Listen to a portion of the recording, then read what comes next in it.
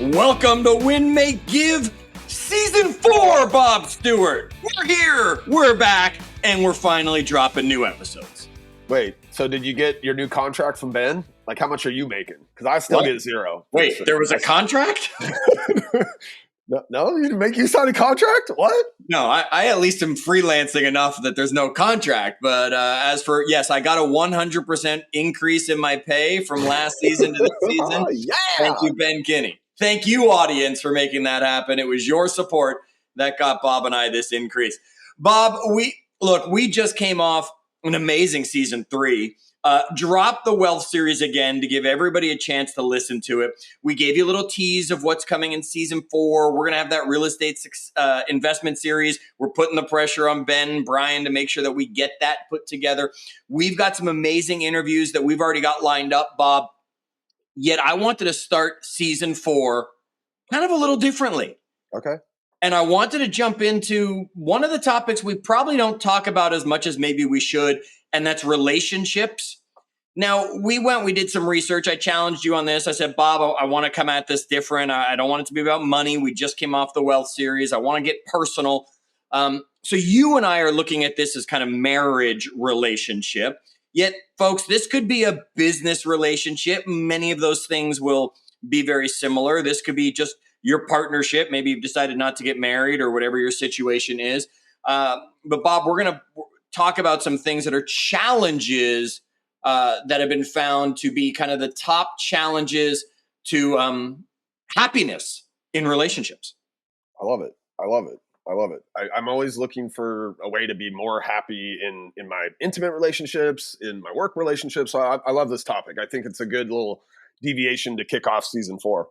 So let's jump right into it. Folks, we are excited about season 4.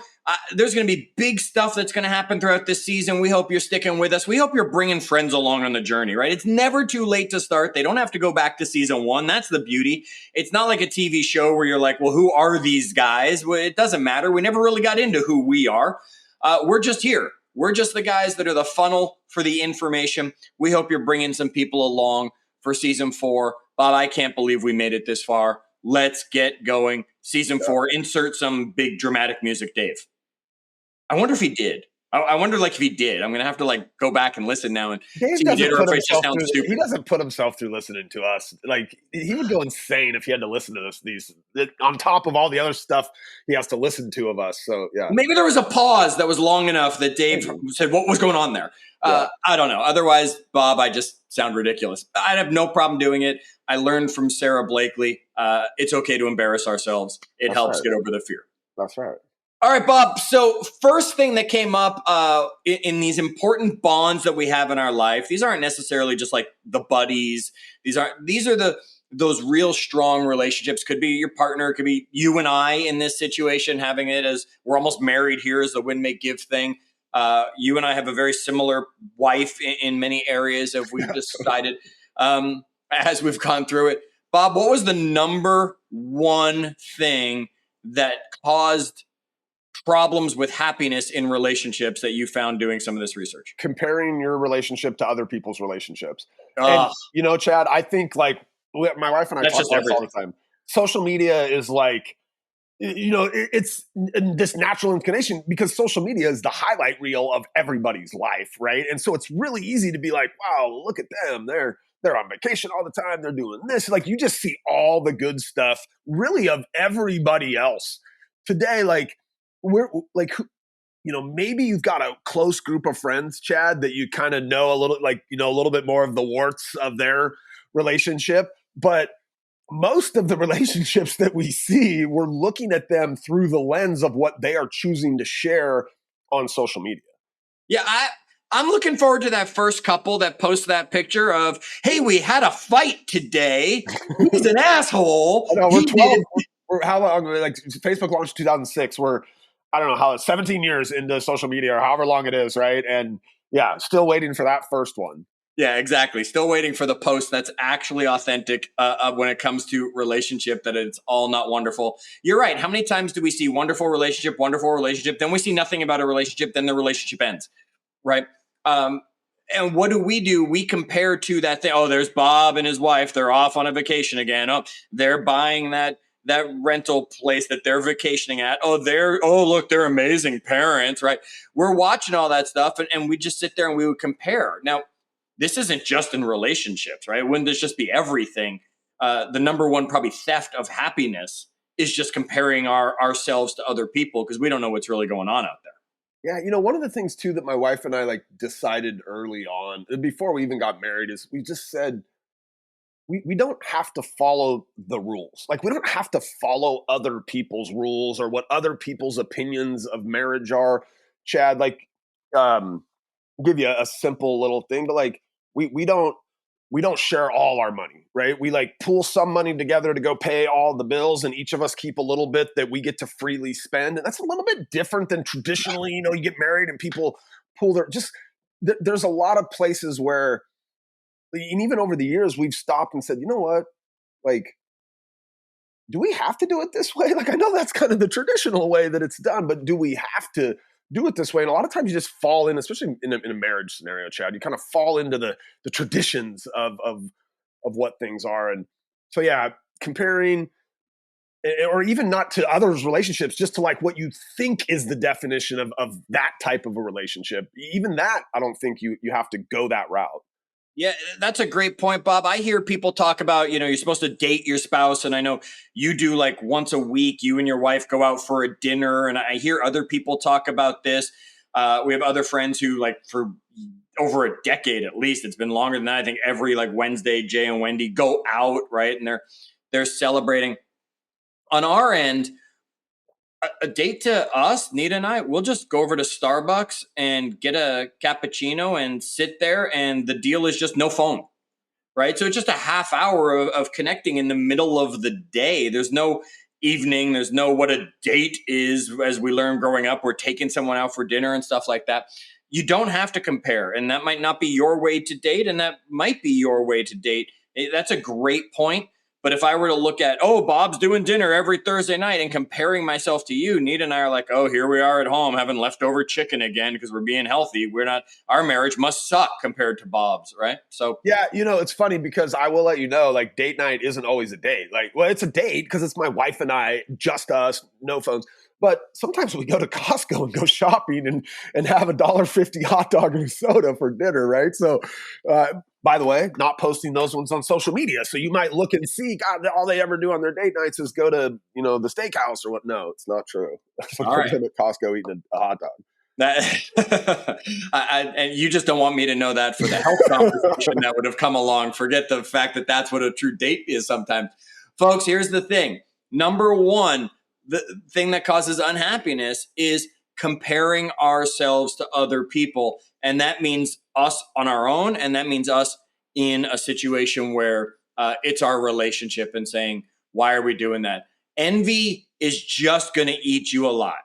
And the challenge with it is, as Bob said, 90% of the time that envy is not the full picture, right? They're not that amazing. They have those fights. They have those moments. I mean, Bob, we heard recently from Sarah Blakely and Jesse Itzler, and they seem to be, on the surface, a fantastic couple that just cared for each other so much.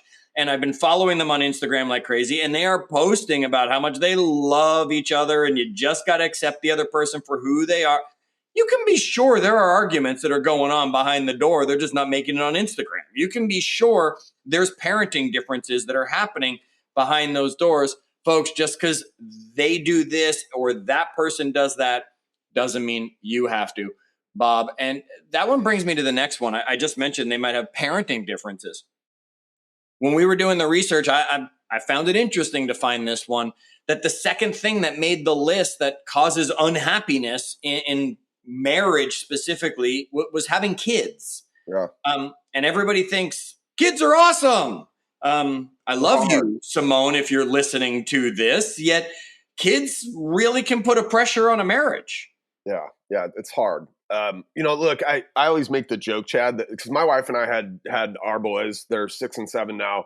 Later in life, like I was 39 and 40 or 41 when our boys were born. My wife was like 35 or whatever. She's 5 years younger than me, and I joke that we had less energy and more wisdom, as opposed to if we'd had kids younger, we don't have a whole lot of wisdom, but more energy. And I think one of the things that, so a couple things here. One is the division of labor, like when a child comes into the house, right? Like that can get a lot of stress there. And Aaron and I spent a lot of time before we had kids kind of figuring out like, all right, whose job's gonna be what, right? But that evolved, right? Because it just did. And there were certain things, a month in where it's like, all right, that's too much on her. Let me take a little bit of that. Or so there's that division of labor thing. There's also, I think, the other side of like, how are we going to raise these children, right? And there's disagreements there. And Erin's big on education. Her dad was a president at a local college here, and she's just big on it. Like she's like, our kids are going to college no matter what. And I'm like, people can be successful without going to like that. That continues to be something that we don't have a disagreement on. I want our boys to go to college, but at the same time, if one of them was an amazing artist or whatever, right? There's she doesn't think so, and so there's still these potential disagreements. So I think that having kids, Chad, it's two sides. It's like all this extra work, labor, potentially financial strains, and we have to decide on this or that. But there's also just the, what are we instilling in these kids? How are we raising them? My wife was sharing this story with a colleague of hers. I heard her up there today. When our boys were first born, like I thought we could spank our kid. I thought we should, or like it was at least something that was on the table. And look, over time, before they ever really got to that age, my wife convinced me, no, we're not going to spank our kids. And I'm okay with that, right? We figured out other ways that we would make sure that they were punished. It's a lot. And it's definitely, there's peaks and valleys in happiness that are a result of those frictions that come with having kids. Yeah. And I would bet if you pulled every couple aside that has kids 2 years old or younger or hasn't had kids yet and asked, I'll bet one is yes spanking and one is like no spanking. Right. And that there's almost always that line out there. You're right. Raising kids is going to cause tension because it's going to put time. Right. I mean, think about all that time you had that all of a sudden is now completely monopolized by a child. Think about all that finances that maybe you had to be able to go on those vacations or buy those things that you like. That now all of a sudden we have to take care of this kid with this money that comes along.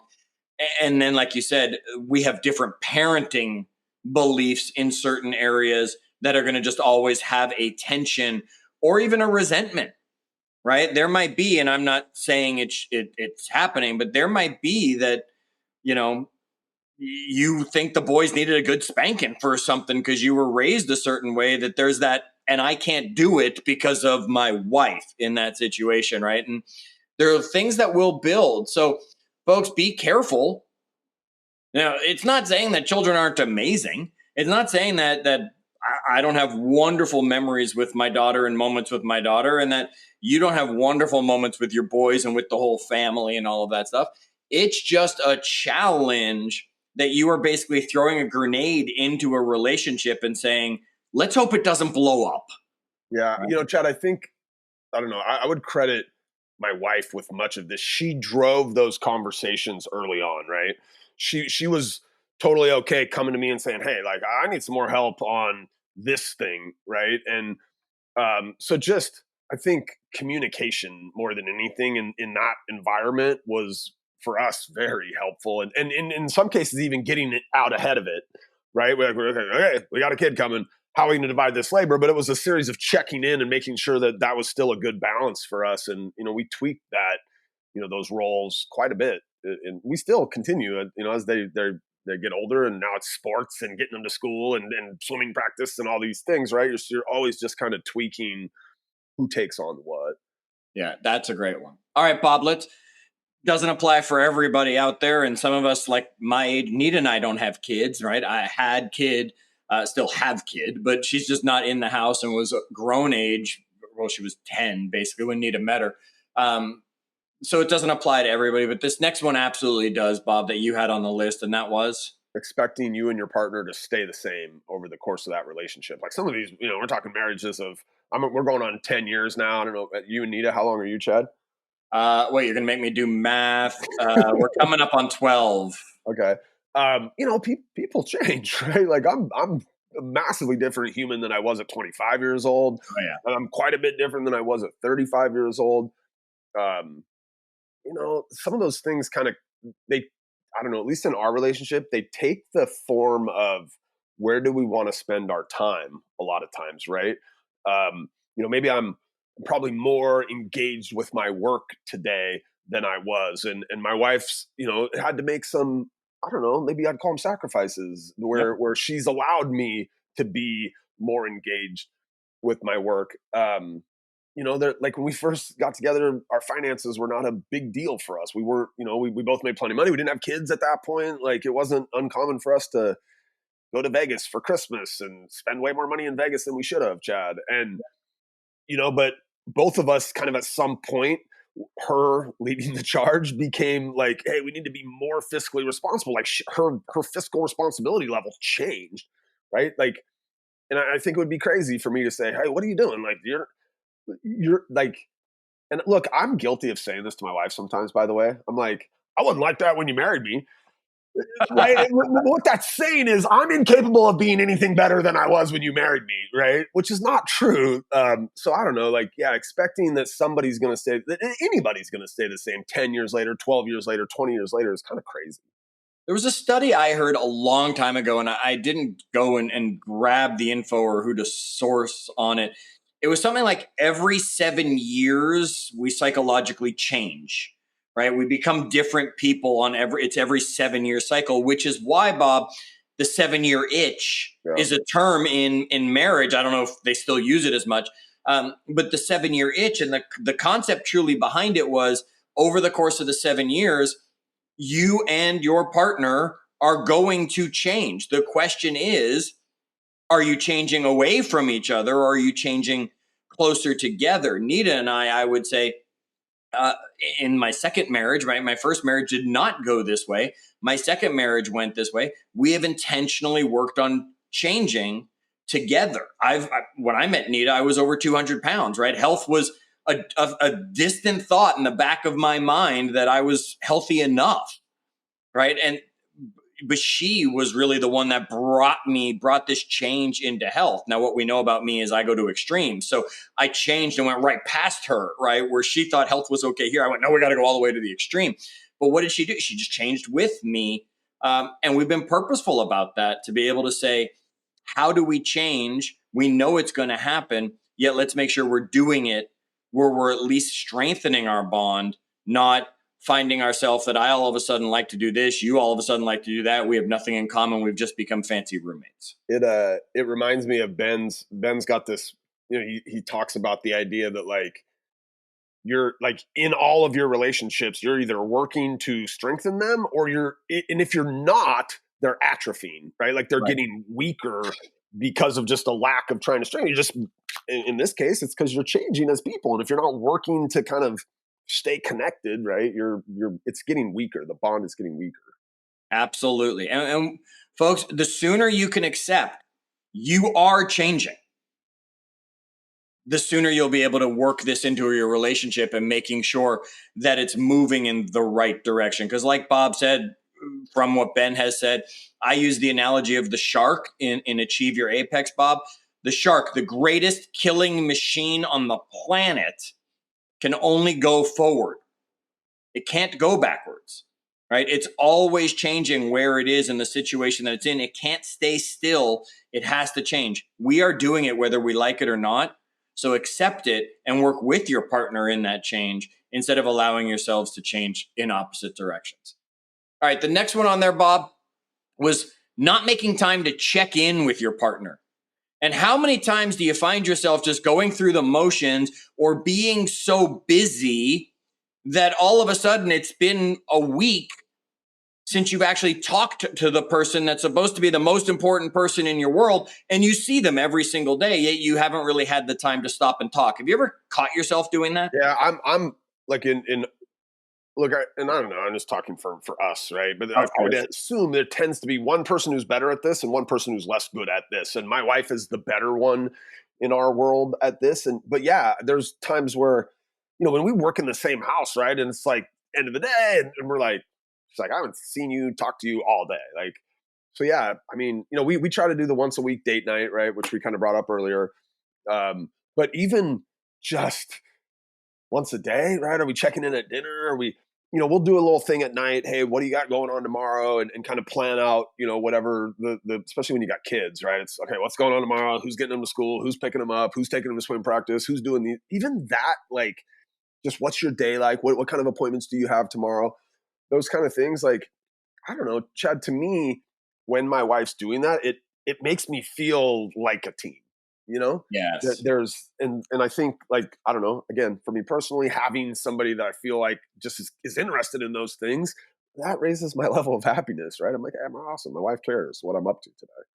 That's a good one, Bob. It also puts a lot of arguments to bed earlier because resentment will build up. Like if we're not connected, if you pissed me off doing something and then we don't really sit and talk for a week until the next date night comes along or something like that, now I'm probably more pissed at you undeservingly because it's been building up and I've been now noticing things or paying attention. Where if every day I'm checking in with you, you can say to me, hey, you pissed me off today, just so you know, when you did this, because I have a trust. Don't do that.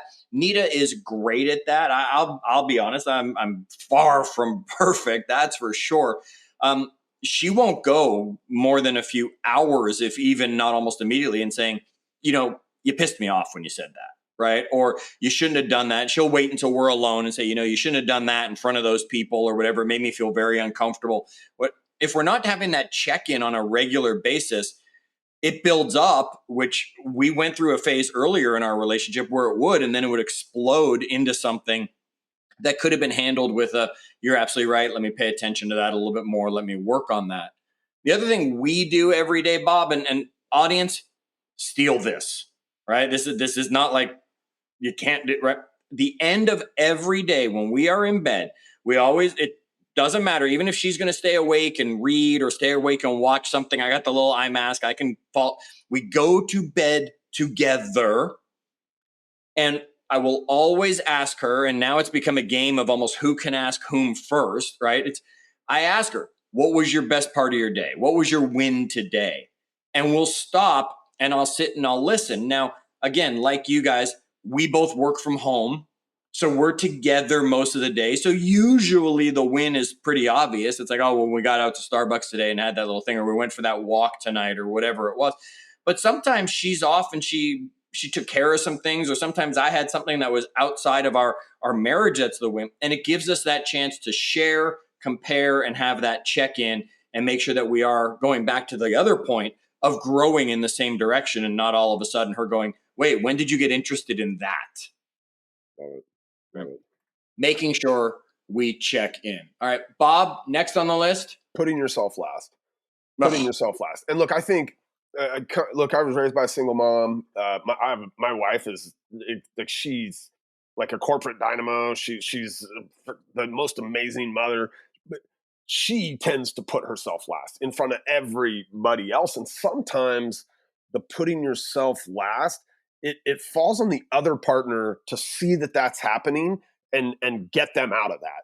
Right? Like, I don't know, I'll buy my wife these credits to the local massage place, and I'm like, hey, like, you need to put yourself first. Go have your day, do the lashes, get the massage, like, please.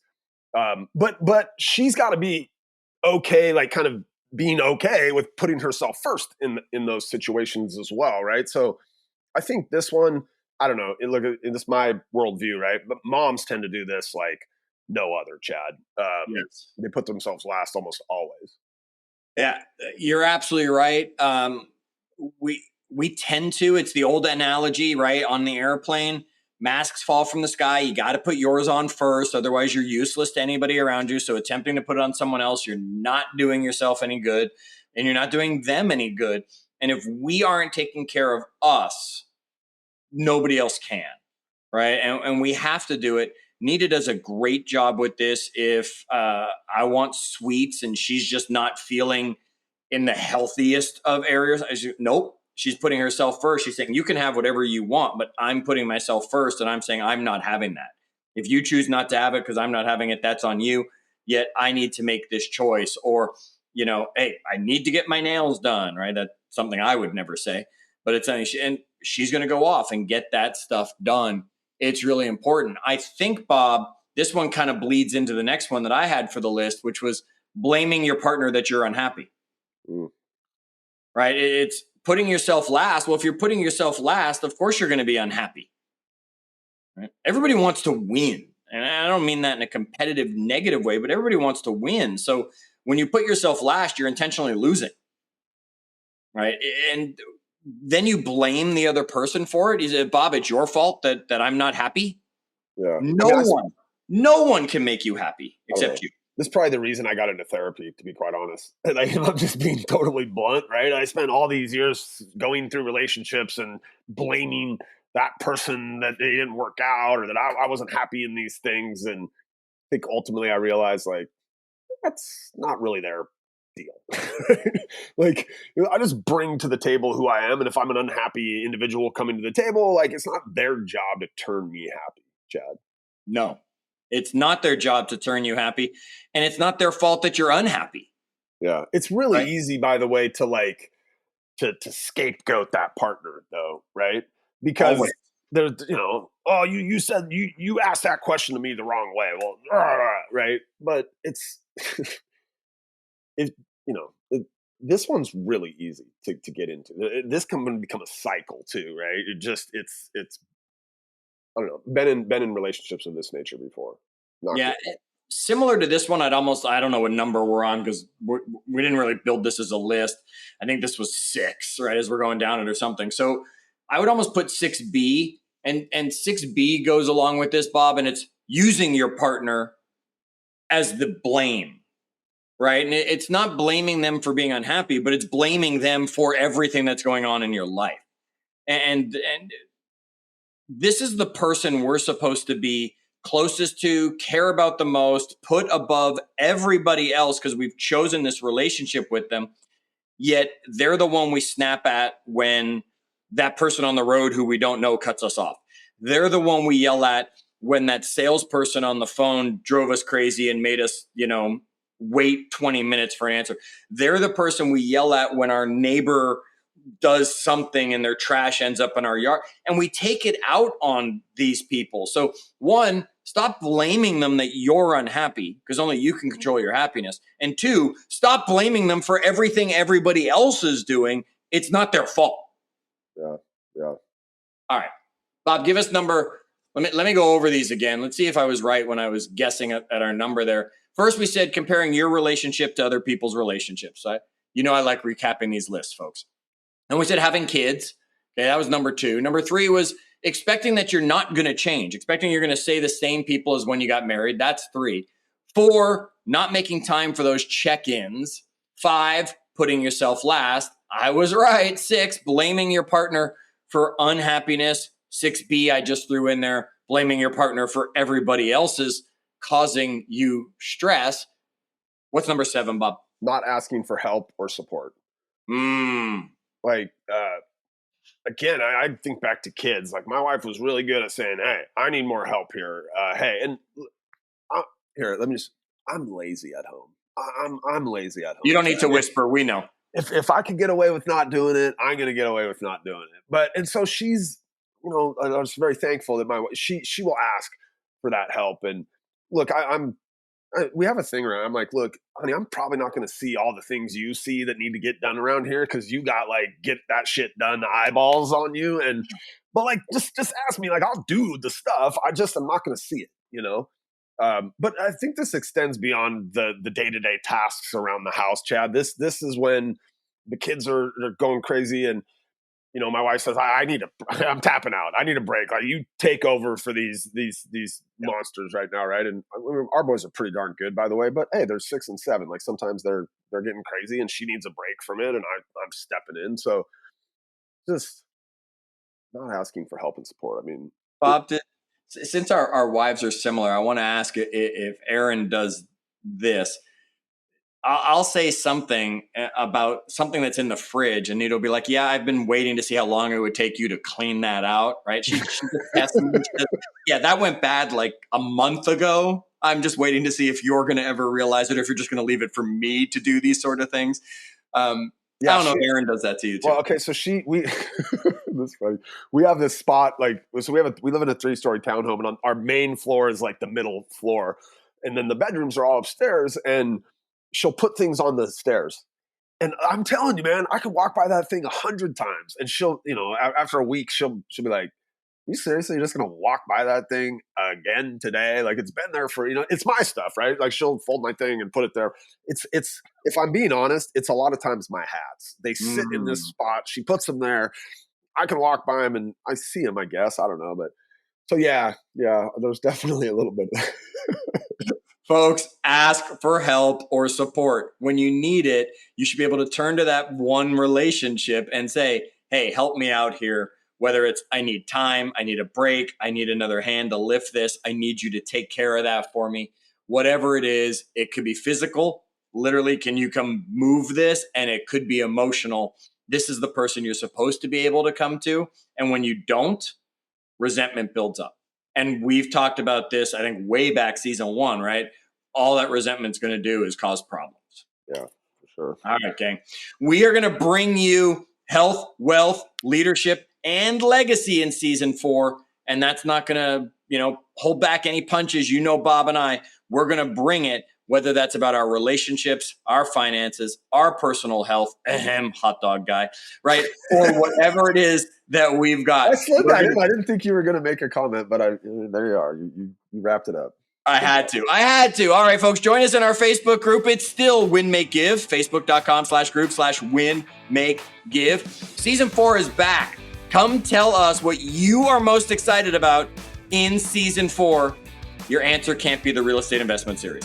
What do you want to hear? Who do you want to hear from? What moment are you waiting for Bob and I to have as we go through the season? We want to hear from you. Bob, here's to a fantastic season 4, getting to share and learn as we continue to grow together. Looking forward to it, my friend. Looking forward to it. All right. And until our next episode, folks, as always, do good,